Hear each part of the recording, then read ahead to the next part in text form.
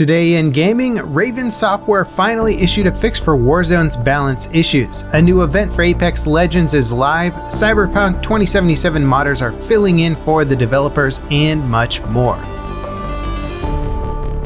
Like Gandalf riding in from the east at dawn on the 5th day, Raven Software has emerged from their vacation time with a new patch that finally addresses Warzone's balance. Call of Duty content creators started to shift their focus onto other games because of how unplayable Warzone was with its Cold War Season 1 balance meta, and many players on social media were following suit. Raven has swooped and issued a patch for Warzone that does the following. The DMR 14 has reduced headshot damage, increased recoil. The Type 63 reduced its headshot damage and increased recoil. The MAC-10 has a decreased headshot multiplier. Dual pistols increased hipfire spread and decreased damage range. These changes sound great and are pretty much exactly what the community has been begging for over the past 2 weeks. Unfortunately, it doesn't seem like the changes were quite enough. Most players are reporting that the changes, particularly for the DMR 14, are barely noticeable. That's a big problem considering that the DMR is hands down the most powerful weapon in Warzone right now. It's reigned supreme since its introduction with the Cold War Season 1 update. But the problems with Warzone run deeper than just balance. A new exploit has been discovered that allows players to force their way into low-skill bot lobbies. These are lobbies that new players or players with disabilities potentially get put into. They feature a mix of real players and AI-controlled bots. Getting into these lobbies is supposed to be impossible for your average player, and it's not just a matter of match-to-match performance, but the exploit players have discovered will match you in these lobbies with almost absolute certainty. On the surface, the exploit might not seem like a big deal. Sure, some players are abusing a flaw in the game to have easier matches. Who wouldn't want to pub stomp in Call of Duty every now and then?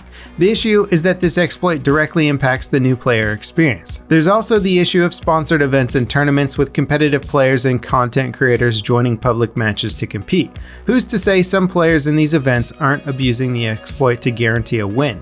Overall, Warzone is in a very delicate state. With Infinity Ward apparently moving on to the next COD title and handing the reins over to Raven, there's been a lack of communication and clarity about the direction of Warzone. The last 2 weeks have been a nightmare for players thanks to weapon balance issues, and now exploits are being used to game the system in an abusive manner. While the lack of meaningful response was due to the developers being on vacation, it's clear they have a lot of catching up to do. The first balance update for 2021 is at least a good sign that they've been paying attention to the community's concerns. Hopefully there are more patches on the way to improve weapon balance further and fix whatever exploit is letting players into bot lobbies.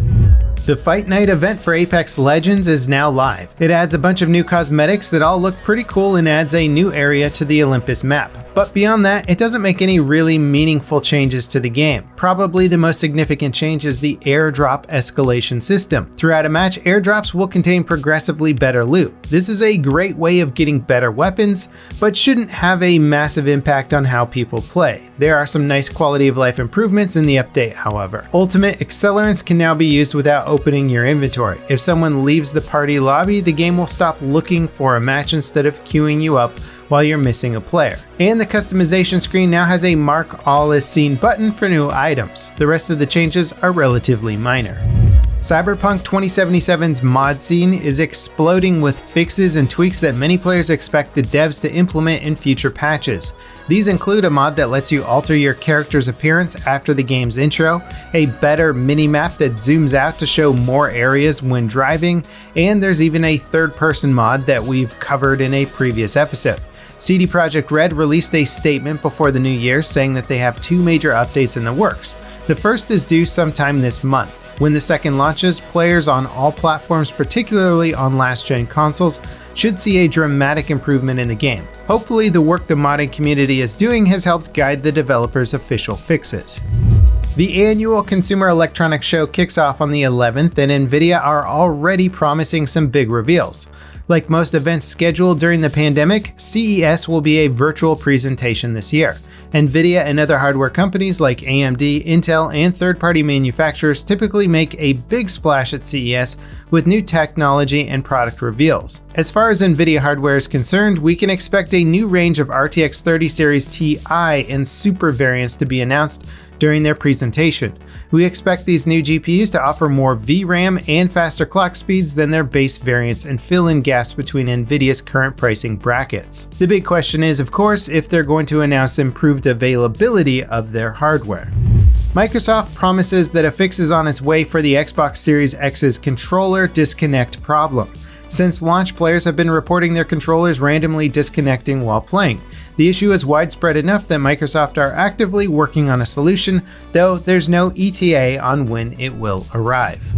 Madden 21 is getting improved AI logic for drafting. Madden's AI is notoriously dumb when it comes to the drafting process. It'll often pick players your team already has strong options for, leading to wasted spending and emergency trades.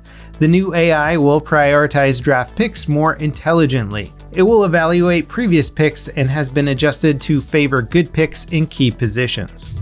Co-op shooter Outriders has been delayed again. The game is being developed by folks that did Bulletstorm. They previously worked mostly on the Gears of War franchises, co-developing multiple entries with Epic Games. Outriders is a third-person shooter that seems like a blend of Borderlands, Destiny, and Gears of War. The most recent delay has pushed the game's launch to April 1st. It was originally coming out next month.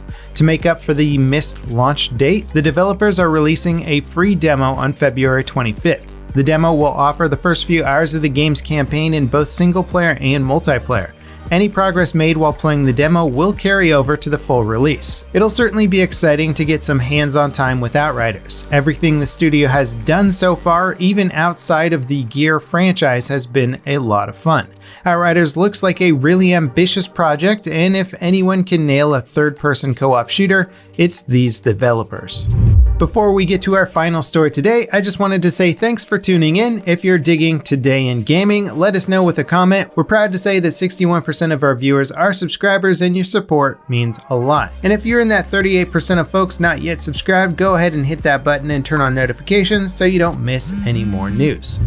Minecraft Earth is getting the axe. It originally launched as an immersive augmented reality experience for Android and iOS. While it's undoubtedly a cool showcase of augmented reality's potential, it must not have captured the kind of audience Microsoft were hoping for. VR and AR games are just starting to become household names. Minecraft Earth, or at least the concept of a Minecraft augmented reality game, seems like a winning idea. The user reviews seem pretty positive. It's not like the game was a disaster, but whatever the case, it'll be interesting to see if games like Minecraft Earth can make a comeback once we go outside again. That wraps it up for Today in Gaming. Thank you guys so much for watching, and I'll see you next time. This is LevelCap signing off.